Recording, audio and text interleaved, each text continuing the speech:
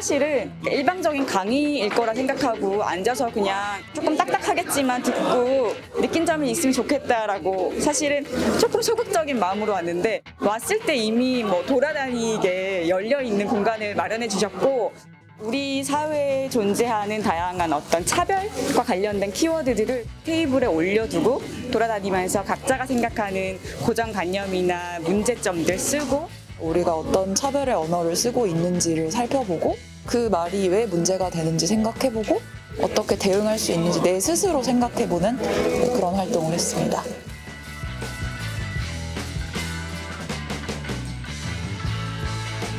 강의를 듣는 줄 알고 왔는데 우리가 직접 뭔가를 쓰고 활동을 하는 게 많았어요.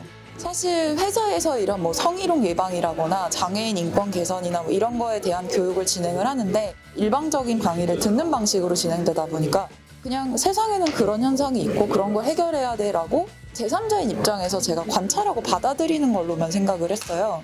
그래 우리 사회에 이런 뭐 모순들이나 차별과 관련된 안 좋은 인식들이 있지라고 그냥 나와 다른 어떤 현상이라고 생각했는데, 돌아다니면서 이런 상황이 있네? 내가 만약에 이런 상황이면 어떨까라고 스스로 되게 감정을 이입시켜보고 고민을 하게 만드는 그런 작업들이었어요.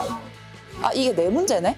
이 내 문제라는 게 예를 들어서 저는 여성이니까 성별의 문제에서 소수자일 수는 있는데, 다른 영역으로 가니까 다수자이거나 가해자이거나 저도 모르는 사이에 차별을 하고 있었구나라는 생각을 많이 했어요. 예를 들어서 오늘 활동한 것 중에 성소수자에 대한 얘기에서 소위 차별적인 발언으로 나도 뭐 게이 친구가 있었으면 좋겠다라는 말에 대해서 이거 굉장히 차별적인 표현이다라면서 어떤 분이 댓글로 게이 친구랑 한번 싸워보라고, 그 얘기가 저한테는 되게 많이 다가왔는데요. 일단 첫 번째는 왜 주변에는 나랑 친하게 지내든 싸우든 할 게이 친구가 없을까? 나한테 맘 놓고 편하게 커밍아웃을 할 수 없는 상황을 내가 만든 것은 아닌가, 그러니까 내가 엘라이가 되지 못한 것은 아닐까라는 거에 대한 제 반성이 있었고요. 그 다음에 또 우리가 소수자라는 게 그 사람들이 착한 사람이고 좋은 사람이라서 우리가 동등하게 대해줘야 된다는 의미가 아니잖아요. 그냥 동등한 사람이고 그 사람이 착하든 나쁘든 어떤 조건을 갖고 있든 그냥 같은 사람으로 동등하게 대우하니까 싸울 수도 있다는 얘기잖아요. 그래서 우리가 소수자에 대해서 자꾸 시혜적으로 접근하려고 그러는데 그러면 안 되겠구나라는 생각을 좀 많이 했습니다.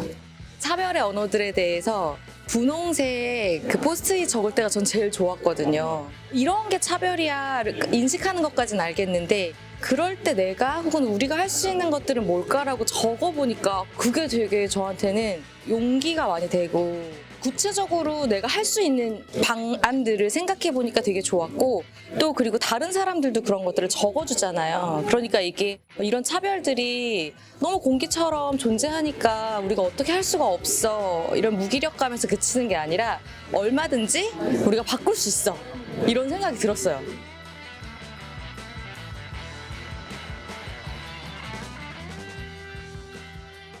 저는 일단 방송국의 취재 기자로 일하기 때문에 이런 데서 편견을 좀 강화하지 않도록 노력하는 거를 생각을 했는데요. 단순히 뭐 취재 아이템에서 이런 소수자의 문제를 단순히 부각한다 이런 되게 큰 것도 좋지만, 당장 기사 하나하나를 쓸 때 단어에 굉장히 신중을 기해야겠다는 생각을 굉장히 많이 했어요.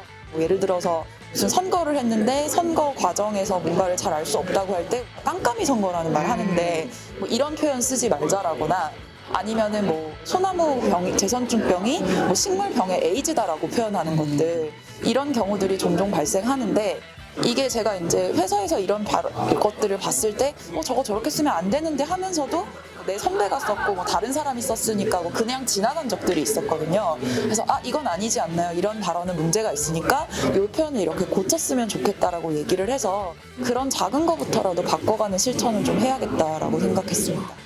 사실은 우리가 예능 프로도 그렇고 여성 출연자의 비중이 굉장히 적거나 부차적이거나 나온다 하더라도 천편일률적인데, 저는 좀 그런 데 관심이 많아요. 제가 지금 하고 있는 프로그램이 어스 온 어스라는 프로그램인데, 청년들의 문제를 이야기하면서 성소수자 청년이 직접 주인공이 되어서 여행하거든요. 그런 식의 더 다양한 삶의 모습을 다채롭게 보여줄 수 있는 노력을 전 개인적으로 하려고 합니다.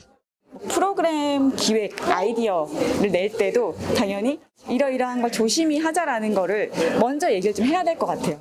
이를테면 이제 차별적인 모습을 더 강화시켜서 보여줄수록 일반적인 시청자들은 그거에 더 쾌감을 느끼고 더 따라가는 경향이 있거든요. 그러니까 어떻게 보면 저희도 시청률을 위해서는 뭐 사람들이 자극적인 걸 좋아하니까 그렇게 가야 돼라고 끌려가긴 하는데, 문제의식을 갖고 스스로 내부 회의 때나 프로그램 기획 단계 아니면 사후 평가 단계라던가 계속 이런 지점을 은근히 우리가 강화하는 것 같아. 우리 프로그램이 뭐 결과는 잘 나왔을지언정 우리가 이러면 안 될 것 같아라던가 좀 캐주얼하게 계속 그런 얘기를 많이 해볼게요. MBC 노동조합을 비롯해서 언론노조 조합원들한테 좀 제안드리고 싶은 게 있었는데, 우리가 어떤 정부나 혹은 뭐 보수 정권이나 이렇게 비판할 때 그 비판의 내용이 정확했으면 좋겠다. 그리고 그 안에 어떤 차별적인 요소 혹은 정상성에 대한 그런 것들이 없어야 한다라는 거를 좀 사실은 같이 고민해보고 돌아봤으면 했어요. 예를 들면 어떤 정치인의 뭐 우리가 혼외자나 사생활이나 아니면 특정 직업이나 이런 것들을 얘기하는 게 과연 올바른가? 비판의 내용이 정확했으면 좋겠고 그 방향성도 올바랐으면 좋겠다. 사실 그런 고민도 같이 기회가 된다면 여기 계신 조합원들이랑 나누고 싶었고요.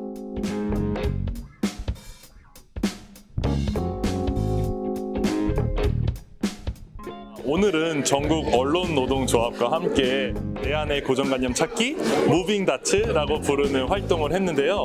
보통 15명, 20명 정도 하는 활동을 70여 명과 함께 하느라고 긴장을 많이 했는데 정말 잘 참여해 주시고 협조해 주셔서 잘 할 수가 있었습니다.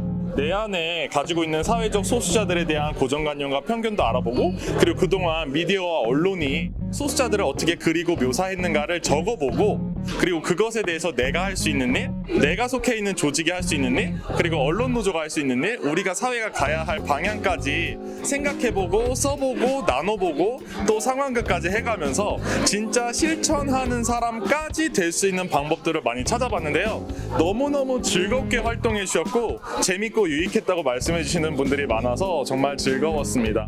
이렇게 언론노조와 함께 우리 언론의 독립성도 지키고 소수자와 사회적 약자들을 향한 메시지들을 우리가 점점 더 좋은 컨텐츠들로 덮어내고 더 우리 사회가 모든 사람이 평등하게 안전하게 포함될 수 있는 그런 사회를 우리 언론과 미디어와 함께 만들어갈 수 있는 그런 시간이 됐으면 좋겠습니다. 감사합니다.